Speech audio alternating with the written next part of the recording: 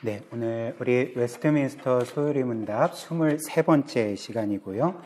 오늘은 십계명 3계명에 대해서 함께 살펴보도록 하겠습니다.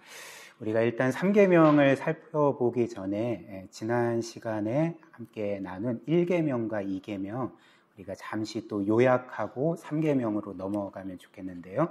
왜냐하면 어떤 면에서 1계명과 2계명과 3계명은 서로 연결되어 있는 계명입니다.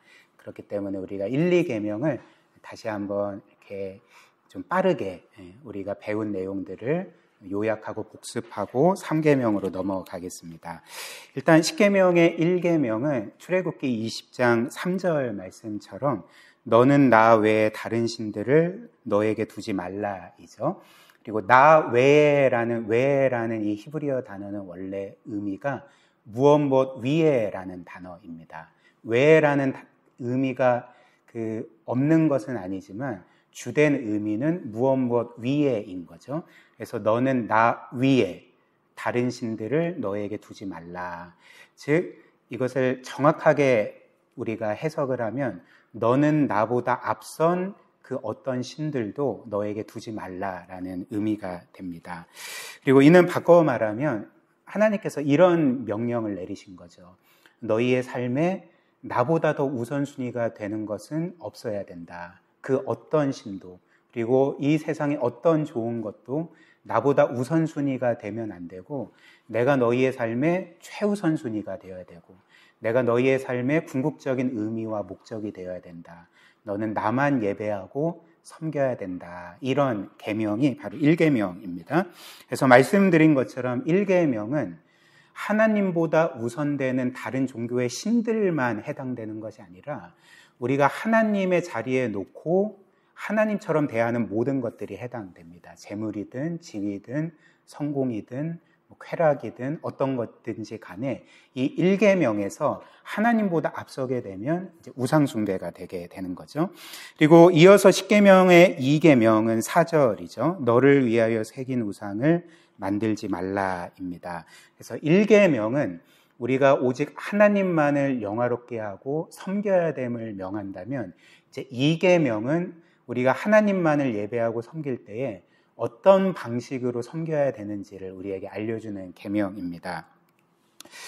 그것은 바로 우리는 하나님께서 말씀하신 대로 하나님께서 가르쳐 주시고 명하신 대로 그분을 알고 이해하고 예배하고 섬겨야 된다는 거죠. 우리 임의의 방식으로 하나님을 예배해서는 안 됩니다. 그렇다면 하나님께서 우리에게 금하신 그 방식, 하나님을 예배하고 섬길 때 금하신 방식은 어떤 것입니까? 4절처럼 너를 위하여 새긴 우상을 만들지 말라인 거죠. 어떤 우상을, 어떤 형상을 만들어서 하나님을 예배하고 섬기는 것을 하나님은 금하신 것입니다. 즉 로마서 1장 후반절이 말하는 것처럼 그 썩어질 피조물의 형상으로 하나님을 만드는 것, 창조주 하나님을 피조물의 형상으로 만들어 예배하고 섬기는 것을 금하신 거죠. 그리고 이것을 잘 보여주는 한 가지 사건이 바로 출애굽기 32장의 금송아지 우상 사건이었죠. 그래서 다시 한번 말씀드리면 당시 이스라엘 백성들은 그 시내산에 올라가서 하나님께 계명을 받던 이 모세가 좀처럼 오랜 시간이 지났음에도 불구하고 내려오지 않자 불안해집니다. 그래서 이스라엘 백성은 이제 모세의 형인 아론에게 요청을 했죠. 우리를 인도할 신을 만들어 달라 이렇게 요청을 했고 그래서 아론은 이스라엘 백성의 모든 금 귀걸이를 모아서 그것을 녹여 형상으로 금송아지 형상을 만들었던 거죠. 그리고 고대에서 금송아지 형상, 이 우상은 당시의 다산과 풍요를 약속하는 신이었습니다. 그리고 이스라엘 백성은 이 금송아지 형상이 만들어지자 거기에 절하면서 그것을 예배했던 거죠. 근데 놀랍게도 우리가 본문 말씀을 좀 깊이 살펴보면 이스라엘 백성이 금송아지 우상을 섬겼을 때 그들이 여호와 하나님을 버리고 다른 신을 섬긴 게 아니었습니다. 그들은 그렇게 생각하지 않았습니다. 도리어 자신들은 금송아지 우상을 섬기면서도 우리는 여호와 하나님을 예배하고 섬기고 있다라고 생각을 했던 거죠. 2장 4절, 출애굽기 32장 4절이 그것을 우리에게 잘 알려주는데요. 아론이 그들의 손에서 금고리를 받아 부어서 조각칼로 새겨 송아지 형상을 만드니 그들이 말하되 이스라엘아 이는 너희를 애굽 땅에서 인도하여 낸 너희의 신이로다 하는지라.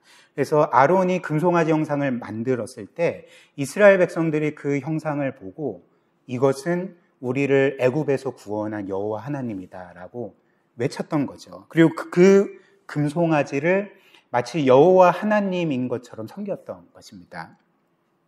그렇다면 이들은 왜 하나님을 이런 금송아지 형상으로 만들어서 섬겼을까? 제가 지난주에 말씀드린 것처럼 그 이유와 목적은 바로 이스라엘 백성이 하나님을 통제하고 싶어 했기 때문에 그렇습니다. 즉 하나님을 금송아지라는 형상으로 만들어서 자신들이 뭔가 쉽게 통제할 수 있고 그리고 자신들의 삶에는 간섭하지 않으면서 적절히 재물을 갖다 바치면 자신들이 원하는 풍요와 쾌락을 주는 그런 신으로 여호와 하나님을 전락시켜 버렸던 거죠. 즉 금송아지 우상을 만들었을 때 이스라엘 백성이 범했던 것은 하나님을 규정했던 것입니다. 하나님을 우리 멋대로, 우리의 입맛대로 규정해버린 거죠. 이것이 바로 그들이 섬긴 그 금송아지 우상의 그 의미였던 거죠. 그리고 사실 이는 이스라엘 백성이 스스로 신이 되고자 했던 것과 같거든요. 왜냐하면 지금 금송아지 우상을 만들어서 이것은 여호와다라고 섬기지만 지금 그 금송아지 우상을 누가 만들었습니까? 이스라엘 백성이 만들었습니다. 이스라엘 백성이 원하는 대로 자신들의 입맛대로 하나님을 규정해 버린 거죠. 가두어 버린 거죠. 그렇다면 지금 누가 하나님입니까? 그러니까 여호와 하나님이 하나님이 아니라 이스라엘 백성이 하나님을 주관하는 하나님 자리에 오른 거죠. 그리고 금송아지 우상을 섬긴 이유는 사실 금송아지 우상을 사랑하거나 뭔가 그의 영광에 감동해서가 아니라 그가 준다고 생각하는 그 풍요와 또 다산을 원했기 때문에 그렇습니다. 그래서 그들이 궁극적으로 섬긴 신은 사실 금송아지도 아니고 여호와 하나님도 아니라 다산과 풍요와 쾌락이었던 거죠. 그리고 그것을 즐기는 자신들을 섬겼던 것입니다. 그래서 이런 이유로 4절 말씀을 보면 하나님께서 이 우상을 만들지 말라라고 말씀하실 때 덧붙이신 것이 뭐냐면 4절 한번 보십시오. 누구를 위하여 새긴 우상을 만들지 말라고 하십니까? 너희를 위해서 새긴 우상을 만들지 말라. 그러니까 너희 자신을 위해서 하나님을 섬긴다고 하지만 너희 자신을 섬기는 예배하는 우상을 만들지 말라. 이렇게 명하셨던 것입니다.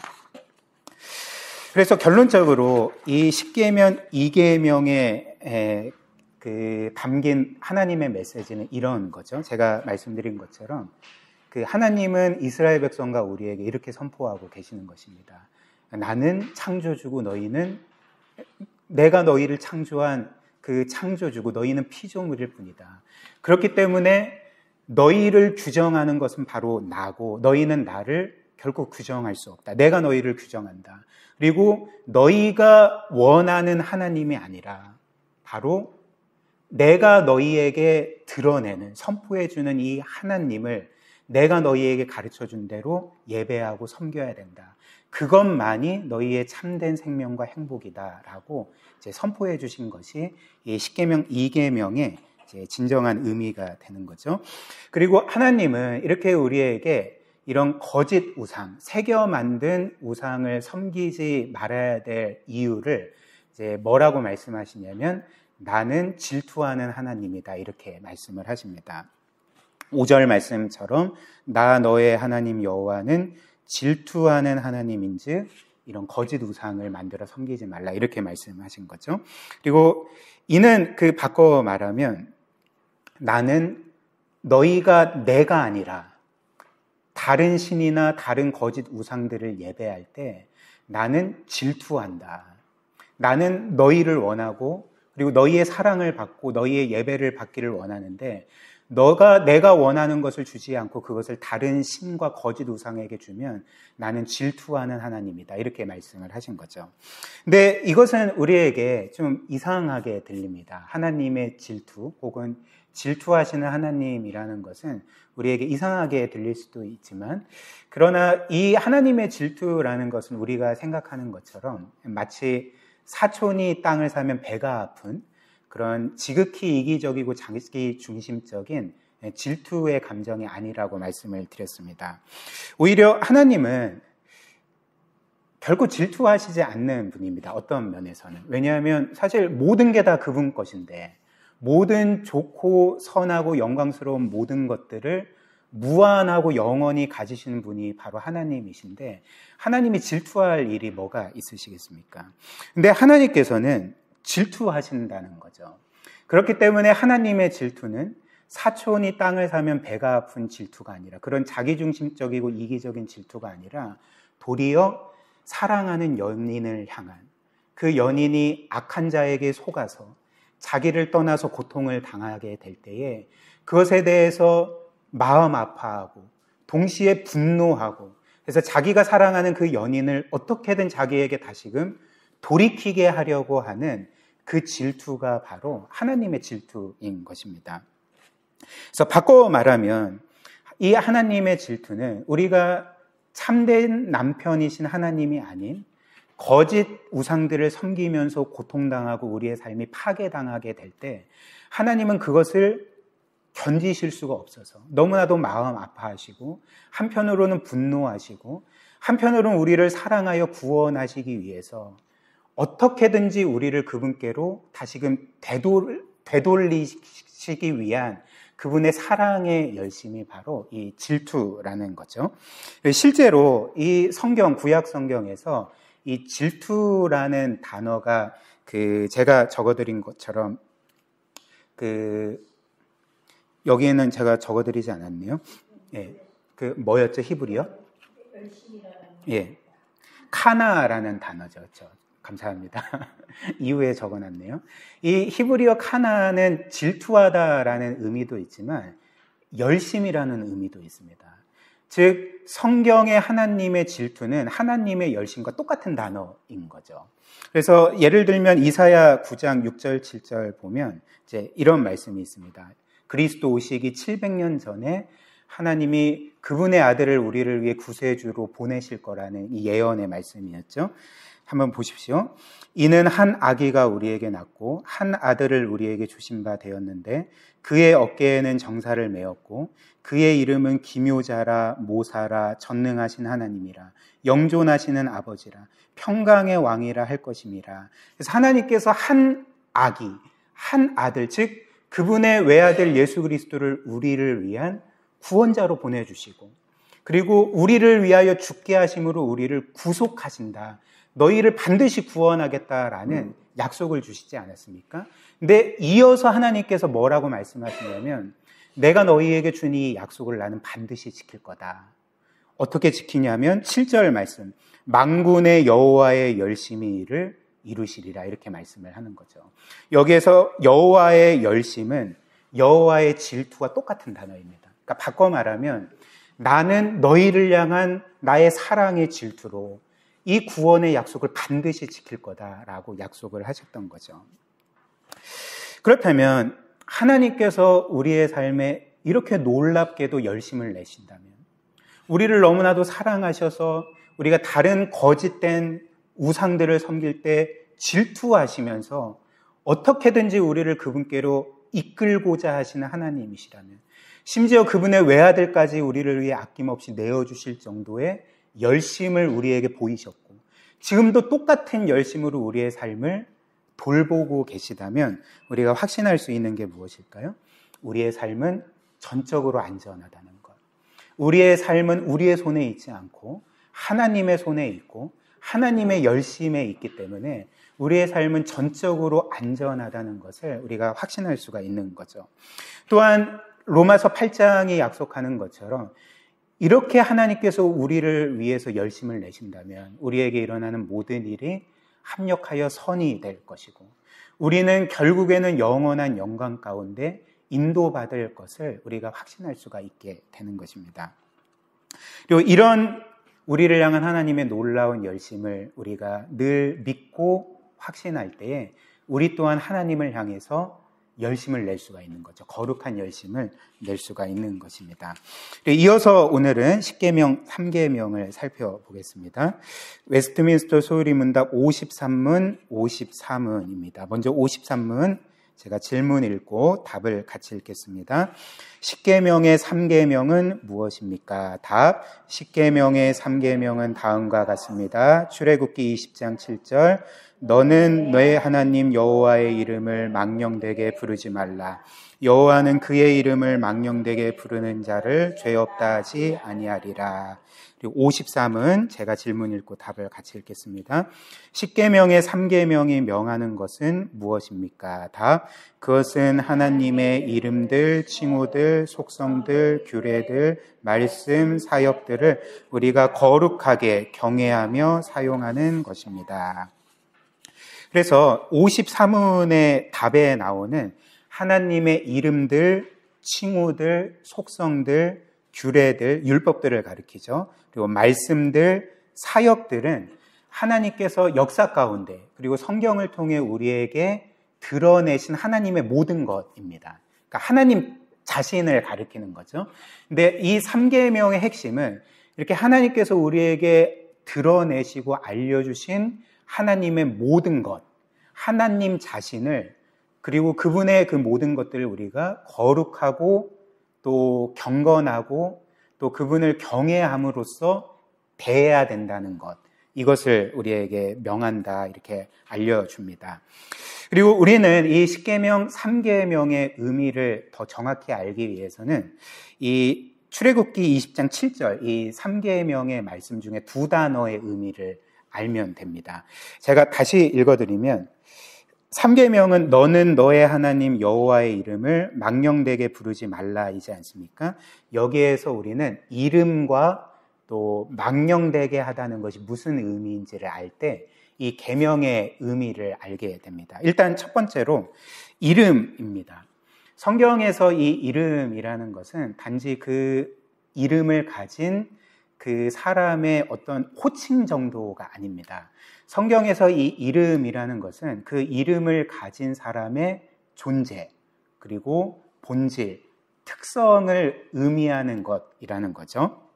그래서 예를 들면 그 첫사람의 이름은 아담이지 않습니까? 이 아담이라는 것은 그 사람이라는 뜻입니다.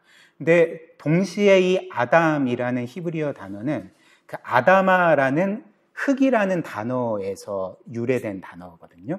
그러니까 이것은 뭘 보여줄까요? 사람이라는 존재는 원래 그 하나님이 없다면 흙먼지와 같은 아주 연약한 존재일 뿐이다. 실제로 그 하나님께서도 사람을 창조하실 때 흙으로 사람의 몸을 창조하시지 않았습니까? 흙에서 취하신 거죠. 그리고 사람이 죽으면 흙에서 취하였으니 흙으로 돌아가라. 그러니까 그냥 흙으로 썩어 없어지지 않습니까? 그러니까 여기에서도 이 이름이라는 것이 단지 호칭이 아니라 그 이름을 가진 사람의 본질, 존재가 뭔지를 보여주는 거죠. 또한 아브라함의 경우도 아브라함이라는 이름의 의미는 열방의 아버지, 만국의 아버지라는 뜻입니다. 근데 원래 아브라함의 이름이 뭔지 아십니까? 아브람이었습니다. 아브람. 그래서 아브람은 사실 큰 아버지를 뜻하거든요. 그러니까 큰 위대한 아버지를 뜻하는데 하나님께서 아브라함의 이름을 바꿔주셨죠. 너는 단지 큰 아버지가 아니라 열방의 아버지가 될 거다. 만국의 아버지가 될 거다. 그러니까 뭘 의미할까요? 정체성을 바꿔주신 거죠. 그러니까 아브라함의 이름도 아브라함의 존재와 그 정체성을 의미하는 거죠. 또한 야곱의 이름은 여러분들 아시다시피 속이는 자입니다. 그러니까 그의 어떤 존재와 또 특성을 보여주는 이름인 거죠. 근데 이후에 하나님께서 야곱의 이름을 어떻게 바꿔주십니까? 그러니까 이스라엘로 바꿔주신 거죠. 이스라엘은 하나님과 겨루어 이긴 자입니다. 그러니까 하나님께서 놀랍게도 사실 하나님이 이기셨잖아요. 야곱이 이긴 게 아닙니다. 야곱이 졌습니다. 그래서 야곱은 하나님께서 그의 엉덩이 뼈를 치셔서 평생 불구로 살았거든요. 그럼에도 불구하고 너가 진 게 이긴 거다라고 이제 말씀하시면서 그의 정체성을 바꿔주신 거죠. 여기서도 이 이름이 단지 호칭이 아니라 그의 존재와 정체성과 이제 동일함을 우리가 알 수 있고요. 그리고 우리의 구세주이신 이 예수라는 이름도 여호와께서 구원하신다라는 의미의 이름입니다. 그분의 존재, 그분의 특성, 본질을 보여주는 거죠. 따라서 성경에서 하나님의 이름은 하나님 자신과 동일시 되십니다. 단지 호칭이 아니라 하나님 자신을 가리키는 거죠. 그래서 예를 들면 출애굽기 3장 13절부터 15절 보면 모세가 하나님의 이름을 여쭤보거든요. 그리고 이에 대해서 하나님이 그분의 이름을 가르쳐 주시는데요. 한번 보십시오. 모세가 하나님께 아뢰되 내가 이스라엘 자손에게 가서 이르기를 너희의 조상의 하나님이 나를 너희에게 보내셨다 하면 그들이 내게 묻기를 그의 이름이 무엇이냐 하리니 내가 무엇이라고 그들에게 말하리이까. 이럴 때 하나님이 이제 그분의 이름을 알려주시는 거죠. 하나님이 모세에게 이르시되 나는 스스로 있는 자이니라. 또 이르시되 너는 이스라엘 자손에게 이같이 이르기를 스스로 있는 자가 나를 너희에게 보내셨다 하라. 하나님이 자신의 이름을 가르쳐 주셨는데 그 이름이 스스로 있는 자인 거죠. 사실 스스로 있는 자는 호칭이라기보다는 하나님이 어떤 존재인지를 보여주는 그런 그 계시 아닙니까? 그러니까 여기서도 하나님의 이름은 하나님의 존재 자체인 거죠. 15절도 마찬가지입니다. 하나님이 또 모세에게 이르시되 너는 이스라엘 자손에게 이같이 이르기를 너희 조상의 하나님 여호와 곧 아브라함의 하나님, 이삭의 하나님, 야곱의 하나님께서 나를 너희에게 보내셨다 하라. 이는 나의 영원한 이름이요 대대로 기억할 나의 칭호니라. 그래서 하나님은 또다시 이름을 알려주셨는데 아브라함의 하나님, 또 이삭의 하나님, 야곱의 하나님 이렇게 이름을 알려주셨습니다. 사실 이게 이름이 아니잖아요. 관계를 의미하는 거잖아요. 그러니까 뭘 보여줍니까? 내가 너희와 맺는 관계. 내가 너희를 어떻게 생각하고 어떻게 대하는지가 나의 존재 자체다 이렇게 말씀을 하신 것입니다. 출애굽기 33장 18, 19절 모세가 이르되 원하건대 주의 영광을 내게 보이소서. 성경에서 주의 영광은 여호와의 영광은 여호와와 같습니다. 그런데 이제 뭐라고 말씀하시냐면 19절 여호와께서 이르시되 내가 내 모든 선한 것을 너 앞으로 지나가게 하고 여호와의 이름을 너의 앞에 선포하리라. 나는 은혜 베풀 자에게 은혜를 베풀고 긍휼히 여길 자에게 긍휼을 베푸시니라. 모세가 하나님 영광을 보여주십시오. 당신의 영광을 보여주시고 당신의 존재를 보여주십시오 라고 할 때 여호와께서 어떻게 선포하셨습니까? 나는 내 이름을 너에게 선포해 주리라. 나는 선하고 자비롭고 은혜롭고 너희를 구원하는 하나님이다. 여기서도 이름이 그분의 존재와 동일시 되는 거죠. 따라서 3계명 너희는 하나님의 이름을 망령되게 부르지 말라라고 할 때 이 계명의 의미가 무엇이겠습니까? 단지 하나님의 이름을 망령되게 부르지 않는 것만을 의미하는 것이 아니라 그래서 그 많은 것만을 의미하는 것이 아니라 하나님의 존재 자체를 망령되게 대하면 안 된다. 이것을 금하는 계명이라는 거죠. 그래서 두 번째로 그렇다면 이 망령되게라는 그 의미는 이 말의 의미는 뭔가? 일단 그 여기에서 망령되게라고 번역된 히브리어 단어는 이제 샤브라는 단어입니다. 그러니까 샤브샤브 할 때 그 샤브 그거를 그 똑같은 음차입니다. 근데 이 샤브라는 단어의 원래 의미는 무엇이냐면 헛된 것, 무익한 것, 없는 것 이것을 의미하는 단어가 히브리어 샤브거든요. 그래서 성경의 곳곳에 이 샤브라는 단어는 우상에게 자주 쓰입니다. 왜냐하면 우상이라는 것은 헛된 것이고 원래 없는 것이기 때문에 이 샤브라는 단어가 우상에게도 쓰이는 거죠. 근데 지금 하나님은 뭐라고 말씀하십니까? 내 이름을 너희는 망령되게 일컫지 말라. 나의 존재를 망령되게 대하지 말라. 무슨 의미일까요? 그러니까 이런 의미인 거죠. 너는 나를 없는 존재처럼 대하지 말라. 나를 어떤 헛된 존재로 대하지 말라. 나를 별로 중요하지 않은 존재로 대하지 말라. 이런 말씀이 바로 이 십계명의 3계명인 것입니다. 그리고 십계명의 그 1계명부터 10계명 중에 거의 대부분이 무엇 하지 말라라는 금지 명령으로 되어 있습니다. 물론 안식일을 거룩히 지켜라라든지 부모를 공경하라라는 것은 이제 긍정문으로 그렇게 명령되지만 그 외에 다른 모든 계명들은 무엇을 하지 말라라는 부정문으로서 우리에게 주어집니다.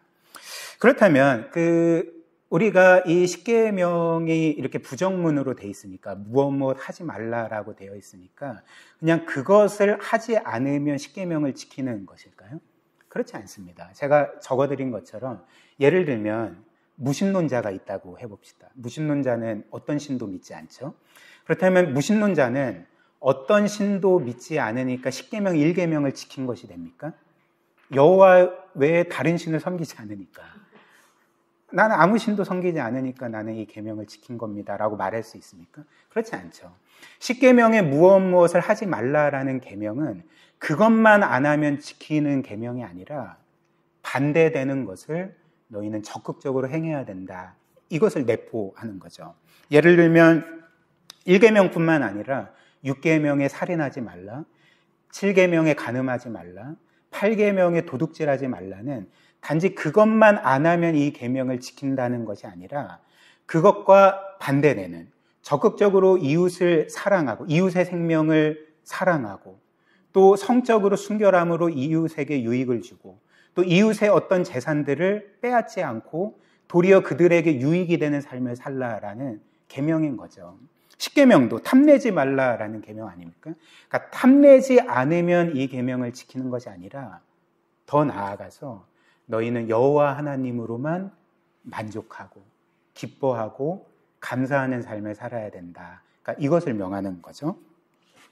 따라서 3계명, 너는 여호와의 이름을 망령되게 일컫지 말라. 여호와 하나님을 망령되게 대하지 말라라는 이 계명도 적극적으로는 어떤 계명이겠습니까? 너는 여호와 하나님의 존재를 너희의 삶에서 가장 중요하게 대해야 된다. 가장 무겁게 대해야 된다. 그리고 여호와 하나님께서 이 세상 모든 것 중에 너희에게 가장 실제적인 실제가 되도록 그 여호와를 대해야 된다. 이것이 바로 3계명의 진짜 의미가 되는 거죠. 그리고 이것은 그렇기 때문에 바꿔 말하면 하나님을 영화롭게 하는 것과 동일한 계명입니다. 하나님을 가장 중요하게 대하고 무겁게 대하고 그리고 그분을 나에게 가장 실제적인 존재로 대한다는 것은 그분을 영화롭게 한다는 것과 똑같다라는 거죠. 왜냐하면 성경에서 이 영화롭게 하다라고 할 때 이 영광이라는 단어는 그 히브리어 카보드인데 이 원래 의미는 무거움이라는 단어입니다. 그렇기 때문에 하나님을 영화롭게 한다는 그 의미는 하나님을 가장 무겁게 대한다라는 것과 같다는 거죠. 예를 들면 그래서 하나님을 이렇게 영화롭게 한다는 것은 이 세상 모든 것 중에 그분을 가장 무거운 존재, 무겁다라는 것은 비유적으로 중요한 존재라는 거잖아요. 중요한 존재로 대한다는 그 말씀입니다. 그러니까 예를 들어 설명을 드리면 지금까지 이렇게 어렵진 않으시죠, 그렇죠? 예를 한번 들어봅시다. 하나님을 영화롭게 하는 것에 대해서 이 하나님을 영화롭게 하는 것, 무겁게 대하는 것은 우리의 삶을 양팔저울에 비유하면 한쪽에는 하나님을 두고 한쪽에는 세상의 것을 두어서 계속 무게를 재는 것과 같다는 거죠. 그렇다면 이 3계명이 금하는 하나님을 망령되게 대하는 것, 즉 하나님을 가벼운 존재, 별로 중요하지 않은 존재, 그리고 뭔가 헛된 존재로 대하는 것은 뭘 의미하겠습니까? 그러니까 우리의 삶의 양팔저울에서 하나님보다 하나님이 아닌 어떤 것들을 계속 무겁게 대하는 거죠. 실제로는 하나님이 더 무거우신 분이지만, 무한히 무거우신 분이지만 마치 세상의 어떤 것이 하나님보다 더 무거운 것처럼, 나의 삶에 중요한 것처럼 그렇게 대하는 것이 이 계명을 범하는 것이 된다는 것입니다. 반면에 하나님을 영화롭게 하는 것은 어떤 것을 의미하겠습니까? 우리의 삶의 양팔저울에서 이 세상에 어떤 선하고 좋은 것이라 할지라도, 어떤 영광스러운 것이라 할지라도 그것이 하나님보다 무겁게 여겨지지 아니하고 하나님과 비교해서 그 모든 것들이 정말 아무것도 아닌 존재인 것처럼 하나님이 나의 삶에 가장 무겁고 중요하고 영광스러운 존재인 것처럼 대하는 것이 바로 이 십계명 3계명을 온전히 지키는 것의 의미가 된다는 것입니다. 그래서 하나님은 이 계명을 우리에게 명하실 때에 우리에게 뭔가 강압적으로 이 계명을 지켜서 하나님께 영광을 돌리도록 하시지 않습니다. 마치 그 어떤 이 세상의 독재자가 그 북한의 그 김정은 위원장과 같은 그런 이 세상의 독재자가 자신의 그 주민들을 향해서 강압적으로 영광을 요구하는 방식으로 하나님이 우리에게 영광을 요구하시지 않습니다. 나를 무겁게 대하라고 하시지 않습니다. 도리어 하나님은 우리에게 먼저 그분의 영광을 드러내시는 거죠. 그분이 얼마나 영광스러운 존재이신지를 우리에게 드러내시고 경험하게 하심으로써 우리가 자발적으로 그분을 영화롭게 하도록 하시는 것이 하나님의 방법인 것입니다. 그렇다면 하나님께서 우리에게 보이시는 영광이 무엇일까요? 첫 번째로 우리는 하나님께서 무한하고 영원하신 창조주로서 우리에게 보이시는 영광을 생각할 수 있을 것 같습니다. 성경이 우리에게 알려주는 것처럼 이 하나님은 영원하신 분이죠. 시작도 없고 끝도 없고, 그래서 이 세상 모든 것들은 다 시작과 끝이 있어서 결국에는 시간의 흐름 가운데 사라져 없어질 것이지만 하나님은 결코 그런 분이 아니신 거죠. 정말 끝없는 생명, 영원한 생명을 가지신, 그래서 출애굽기 3장 14장에서 알리신 것처럼 하나님은 스스로 계시는 분, 우리의 이성으로는 도저히 상상할 수 없지만 그분은 영원 전부터 스스로 계셔서 모든 것이 그분으로부터 나온 이런 영광스러운 분이시라는 것입니다. 또한 하나님께서는 영원하실 뿐만 아니라 이제 무한한 능력과 지혜를 가지신 분이죠. 그래서 거의 무한에 가까운 이 세상 만물을, 우주 전체를 말씀 한마디로 창조하시고 지금도 운행하시고 다스리시는 분 아니겠습니까? 그래서 이사야 40장 15절이 우리에게 이렇게 창조주 하나님에 대해서 말합니다. 보라, 그에게는, 즉 하나님에게는 열방이 통의 한 방울 물과 같고 저울의 작은 티끌 같으며 섬들은 떠오르는 먼지 같으리니. 그래서 이 세상이 하나님께 비교해서 단지 한 방울 물과 같고 티끌과 같고 먼지와 같다면 하나님께서 얼마나 무거운 분이라는 것을 보여주는 것이겠습니까? 그러니까 무한히 무겁고 영광스러운 분이심을 우리에게 알려주는 말씀인 거죠. 그러나 성경은 이렇게 하나님의 영원하심, 그분의 무한한 능력과 지혜의 영광만을, 창조주로서의 영광만을 우리에게 말하지 않습니다. 하나님의 더 큰 영광을 우리에게 알려주는 거죠. 그 영광이 무엇일까요? 이렇게 영광스럽고 영원하고 무한하신 하나님께서 우리와 같은 죄인을 구원하시기 위해서 그분의 동일한 영광의 하나님이신 외아들을 아낌없이 내어주신 것, 또한 그 성부와 동일한 하나님이신 예수 그리스도께서 자신의 무한한 영광을 뒤로하시고 사람이 되어 이 세상에 오셔서 우리를 위하여 자신의 생명을 내어주신 것, 이것이 바로 우리가 영원토록 하나님께 영광을 돌려야 될 그분의 영광이라는 거죠. 예를 들면 어떤 한 나라에 굉장히 유능하고 또 지혜롭고 또 아름다운 한 왕이 있다고 해봅시다. 그래서 백성들이 그 왕을 보면서 감탄을 하면서 그 왕을 영광스럽게 여긴다고 생각을 해보십시오. 그러니까 그 자체로도 그 왕은 영광스럽습니다.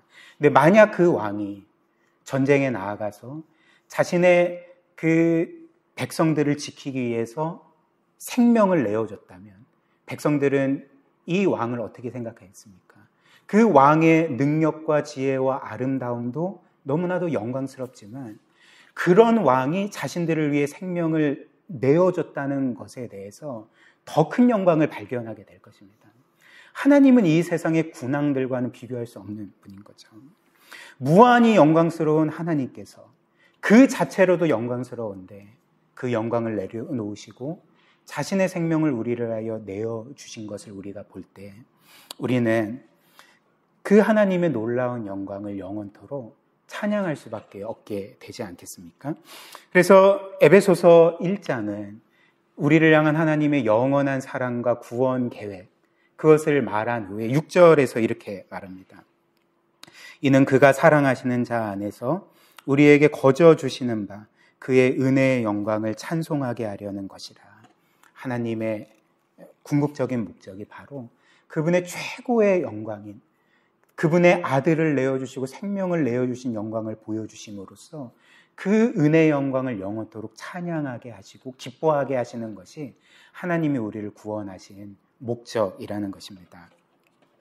우리 마지막으로 이 말씀을 두 가지로 적용을 해보겠습니다. 첫 번째로 이렇게 하나님이 얼마나 영광스러우시고 또 우리의 삶에 얼마나 크고 위대하시고 무거운 분이신지를 우리가 계속적으로 믿고 이것을 기억하고 우리의 삶에 적용할 때 우리는 이 세상의 것들로 인한 두려움을 넉넉하게 이길 수 있게 될 것입니다.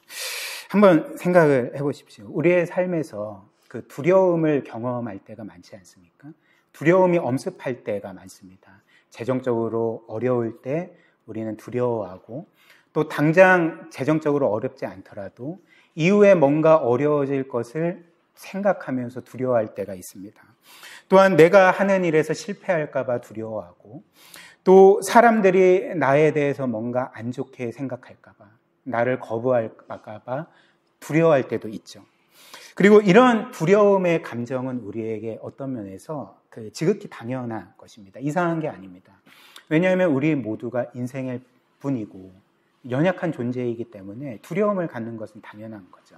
근데 성경이 우리에게 계속적으로 기억하게 하고 또 깨닫게 하려는 바는 무엇입니까? 이렇게 이 두려움이라는 감정이 어떤 면에서 우리에게 당연하지만 우리가 구원받은 하나님의 자녀라면 우리는 이 두려움 가운데 머물면 안 된다는 거죠. 우리는 이 두려움에 사로잡히면 안 되고 이 두려움 때문에 절망하면 안 된다는 것입니다.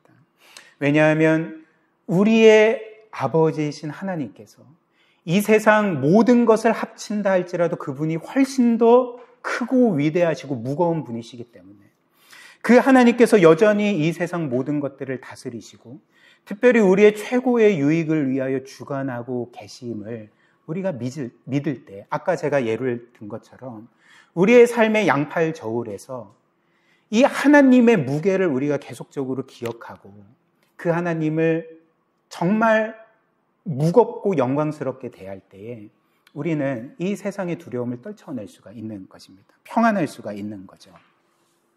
그 다음 두 번째로 또한 우리는 때때로 죄 때문에 두려워합니다. 우리가 죄를 지을 때 영적으로 실패할 때 우리는 때로는 하나님에게서 끊어질까 봐 혹은 하나님께서 이런 나를 버리시지는 않을까 봐 이렇게 두려워하는 거죠. 그런데 우리는 이 부분에 있어서도 이 하나님의 영광, 특별히 은혜의 영광을 기억해야 한다는 거죠.